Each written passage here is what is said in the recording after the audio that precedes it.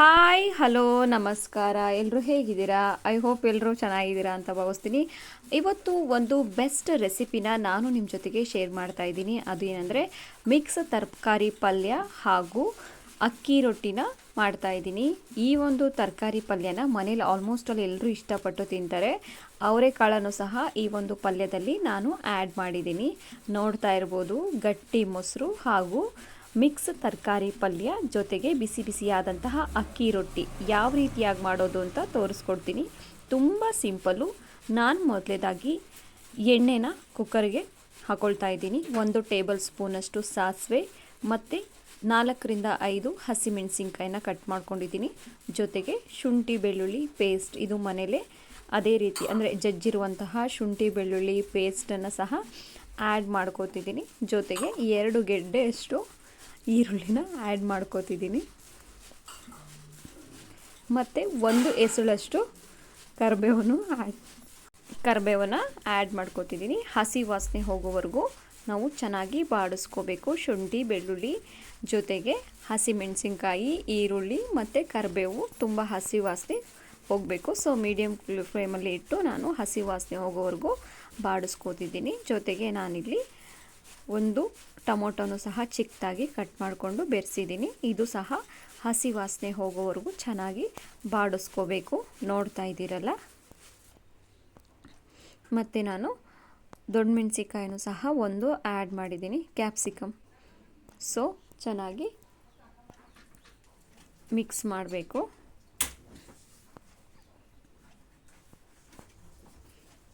ಹಸಿ ವಾಸನೆ ಹೋಗಬೇಕು. ಚೆನ್ನಾಗಿ ಘಮ ಬರ್ತಾ ಇದೆ. ನೋಡ್ತಾ ಇದ್ದೀರಲ್ಲ.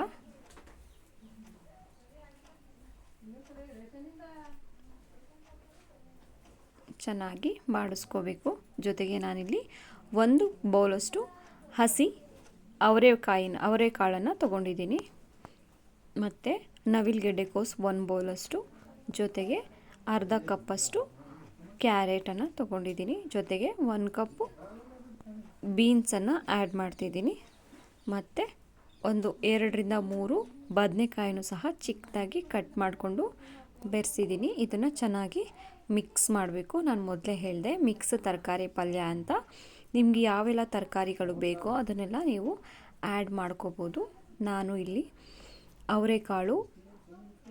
ಅವರೆಕಾಳು, ಬದನೆಕಾಯಿ, ಬೀನ್ಸು, ಕ್ಯಾರೆಟು, ನವಿಲುಗೆಡ್ಡೆ ಕೋಸನ್ನು ಆ್ಯಡ್ ಮಾಡಿದ್ದೀನಿ. ಜೊತೆಗೆ ಕ್ಯಾಪ್ಸಿಕಮನ್ನು ಸಹ ಆ್ಯಡ್ ಮಾಡಿದ್ದೀನಿ.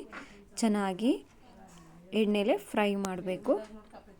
ಜೊತೆಗೆ ನಾನು ರುಚಿಗೆ ತಕ್ಕಷ್ಟು ಉಪ್ಪನ್ನು ಆ್ಯಡ್ ಮಾಡ್ತಿದ್ದೀನಿ. ಮತ್ತು ಸ್ವಲ್ಪ ಅರಿಶಿಣದ ಪುಡಿನೂ ಸಹ ಆ್ಯಡ್ ಮಾಡಿ ಚೆನ್ನಾಗಿ ಮಿಕ್ಸ್ ಮಾಡ್ಕೋಬೇಕು.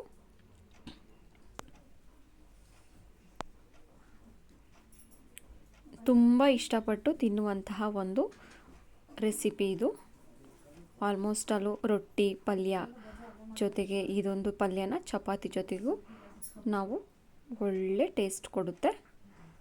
ಸೊ ಫೈನಲಿ ನಾನಿಲ್ಲಿ ತೆಂಗಿನಕಾಯಿ ತುರಿನ ಆ್ಯಡ್ ಮಾಡ್ತಿದ್ದೀನಿ.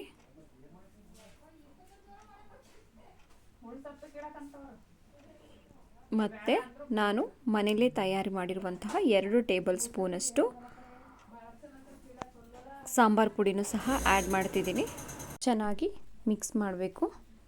ಇದು ಮನೇಲೇ ರೆಡಿ ಮಾಡಿರುವಂತಹ ಸಾಂಬಾರು ಪುಡಿ. ನಾನು ಬೇಕಿದ್ರೆ ಒಂದು ವಿಡಿಯೋದಲ್ಲಿ ಸಾಂಬಾರು ಪುಡಿನ ಮನೇಲೇ ಯಾವ ರೀತಿಯಾಗಿ ಮಾಡ್ಬೋದು ಅನ್ನೋದನ್ನು ಸಹ ನೆಕ್ಸ್ಟ್ ವಿಡಿಯೋದಲ್ಲಿ ಅಪ್ಲೋಡ್ ಮಾಡ್ತೀನಿ. ನಿಮಗೇನಾದರೂ ಬೇಕಾದರೆ ಕಾಮೆಂಟ್ ಬಾಕ್ಸಲ್ಲಿ ತಿಳಿಸಿ. ಮನೇಲೇ ಯಾವ ರೀತಿಯಾಗಿ ಸಾಂಬಾರು ಪೌಡರನ್ನು ಮಾಡೋದು ಅಂತ ನಾನು ನಿಮಗೆ ತೋರಿಸ್ಕೊಡ್ತೀನಿ. ನೋಡಿದ್ರಲ್ಲ, ನಾನು ಇದಕ್ಕೆ ಯಾವುದೇ ರೀತಿಯಾದಂತಹ ಮಸಾಲಾನ ಹಾಕಿ ರುಬ್ಬಿಲ್ಲ. ಡೈರೆಕ್ಟಾಗಿ ಎಲ್ಲ ಕಟ್ ಮಾಡಿರುವಂತಹ ಇಂಗ್ರೀಡಿಯೆಂಟ್ಸ್ಗಳನ್ನು ಬಳಸಿ ಮಿಕ್ಸ್ ತರಕಾರಿ ಪಲ್ಯನ ಮಾಡ್ತಾಯಿದ್ದೀನಿ. ಸೊ ಫೈನಲ್ ಟಚಪ್ ಆಗಿ ನಾನು ಕೊತ್ತಂಬರಿ ಸೊಪ್ಪನ್ನು ಆ್ಯಡ್ ಮಾಡಿದ್ದೀನಿ.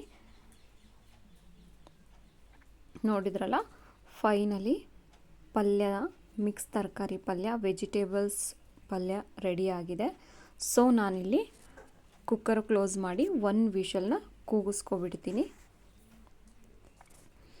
ಸೊ 1 ವಿಷಲ್ ಕೂಗಿಸಿದ್ರೆ ನಮಗೆ ಬಿಸಿ ಬಿಸಿಯಾದಂತಹ ರುಚಿಕರವಾದಂತಹ ವೆಜಿಟೇಬಲ್ಸ್ ಪಲ್ಯ ರೆಡಿ ಆಗುತ್ತೆ. ಅದರಲ್ಲೂ ಅವರೆಕಾಳು ಹಾಕಿದ್ದೀವಿ ಅಂದರೆ ಅವರೆಕಾಳು ಸೊಗಡಿನಿಂದ ಆ ಪಲ್ಯ ಹೆಚ್ಚಿನ ಒಂದು ಘಮ ಕೊಡುತ್ತೆ, ಹೆಚ್ಚಿನ ಒಂದು ರುಚಿ ಕೊಡುತ್ತೆ. ಸೊ ನೋಡ್ತಾ ಇದ್ದೀರಲ್ಲ, ರುಚಿಕರವಾದಂತಹ ವೆಜಿಟೇಬಲ್ಸ್ ಪಲ್ಯ ರೆಡಿಯಾಗಿದೆ. ಸೊ ಸಿಕ್ಕಾಪಟ್ಟೆ ಚೆನ್ನಾಗಿತ್ತು. ತುಂಬ ಇಷ್ಟಪಟ್ಟು ಮನೇಲಿ ಎಲ್ಲರೂ ಸಹ ತಿಂತಾರೆ. ಸೊ ನೋಡ್ತಾ ಇದ್ದೀರಲ್ಲ, ಸರ್ವ್ ಮಾಡಿದ್ದೀನಿ ಬಿಸಿ ಬಿಸಿಯಾದಂತಹ ಅಕ್ಕಿ ರೊಟ್ಟಿಗೆ ಮಿಕ್ಸ್ ವೆಜಿಟೇಬಲ್ಸ್ ಪಲ್ಯ. ನೋಡ್ತಾ ಇರಿ, ತುಂಬ ಇಷ್ಟವಾಗುವಂತಹ ಒಂದು ಪಲ್ಯ. ಅದರಲ್ಲೂ ಅಕ್ಕಿ ರೊಟ್ಟಿ ಈ ಒಂದು ಮಳೆಗಾಲದ ವೆದರ್ಗೆ ಅಂದರೂ ತುಂಬ ಇಷ್ಟ ಆಗುತ್ತೆ. ಸೊ ನೋಡ್ತಾ ಇದ್ದೀರಲ್ಲ, ಬಿಸಿ ಬಿಸಿಯಾದಂತಹ ಅಕ್ಕಿ ರೊಟ್ಟಿ ಜೊತೆಗೆ ಬಿಸಿಯಾದಂತಹ ವೆಜಿಟೇಬಲ್ಸ್ ಪಲ್ಯ ಜೊತೆಗೆ ಸ್ವಲ್ಪ ಗಟ್ಟಿ ಮೊಸರು ಹಾಗೂ ಅಮ್ಮ ಮಾಡಿರುವಂತಹ ನಿಂಬೆಹಣ್ಣಿನ ಉಪ್ಪಿನಕಾಯಿ. ಧನ್ಯವಾದಗಳು.